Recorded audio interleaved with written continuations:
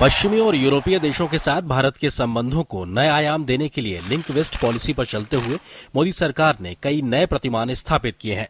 इन देशों के साथ पूंजी निवेश और टेक्नोलॉजी ट्रांसफर के मोर्चे पर कई अहम समझौतों को अंजाम तक पहुंचाया तो भारत की विकास यात्रा में तमाम देशों के निजी निवेशकों को भी शामिल करके नए प्रयोगों को अधिक ऊंचाइयों पर पहुंचाया गया है।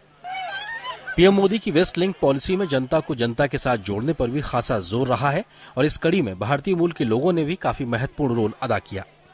मोदी सरकार ने अमेरिका के साथ संबंधों को उन ऊंचाइयों पर पहुंचा दिया जो कुछ अलग ही बात बयां करते हैं।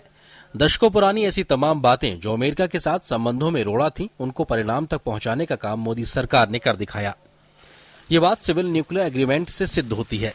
दोनों देशों के परंपरागत संबंधों से आगे बढ़ते हुए अमेरिका ने भारत की चिंताओं को समझा और ये बात अमेरिका के उस बयान में साफ झलकती है जिसमें उसने दाऊद इब्राहिम को आतंकियों की श्रेणी में रखा है। साथ ही भारत के एशिया में बढ़ते रोल को भी अमेरिका ने माना है। दुनिया के सबसे बड़े लोकतंत्र भारत के गणतंत्र दिवस समारोह में जब दुनिया के सबसे पुराने लोकतंत्र अमेरिका का मुखिया मुख्य अतिथि के तौर पर शिरकत करे तो ये तस्वीर नए रिश्तों की नींव की कहानी खुद बयां करती है। अपने कार्यकाल में 2 बार भारत आने वाले पहले अमेरिकी राष्ट्रपति बराक ओबामा 26 जनवरी को भारत आए थे। पीएम मोदी ने परंपरा से हटते हुए खुद एयरपोर्ट जाकर उनका स्वागत किया तो दोनों नेताओं ने चाय पर चर्चा की और फिर रेडियो से मन की बात कही। ये तस्वीरें दोस्ती के नए युग की ओर इशारा करती हैं, जहां भारत दुनिया के कोने कोने में अपने नए सहयोगियों की तलाश कर रहा है, लेकिन साथ ही पुराने सहयोगियों से रिश्तों की डोर को भी नई मजबूती देने में विश्वास रखता है। ये बात रूस के राष्ट्रपति व्लादिमीर पुतिन की भारत यात्रा के दरमियान देखने को मिली। दोनों देशों के बीच तमाम क्षेत्रों में चले आ रहे सहयोग की बात तो आगे बढ़ी ही, साथ ही दोस्ती के नए क्षेत्रों को भी खोजा गया।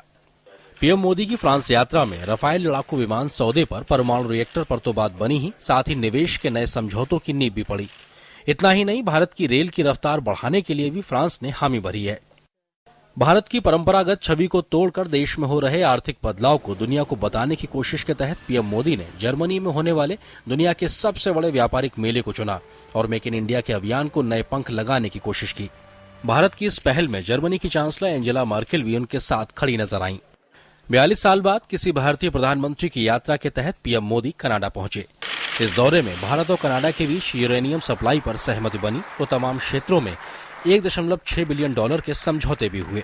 1985 में एयर इंडिया के विमान को कनाडा में आतंकियों के निशाना बनाया था और उस हादसे की याद में वहां बने कनिष्क मेमोरियल पर श्रद्धांजलि देने के लिए पीएम मोदी कनाडा के पीएम स्टीफन हार्पर के साथ पहुंचे। ये कोशिश आतंक के खिलाफ दोनों देशों की एकजुटता को दिखाने की थी। दुनिया के विकसित देशों के साथ बराबरी का ओहदा हासिल करना और सहयोग की नई कहानी लिखना, इस पैमाने पर मोदी सरकार की वेस्ट लिंक पॉलिसी पूरी तरीके से सही दिशा में जाती नजर आती है। आरेंद्र प्रताप सिंह, डीडी न्यूज।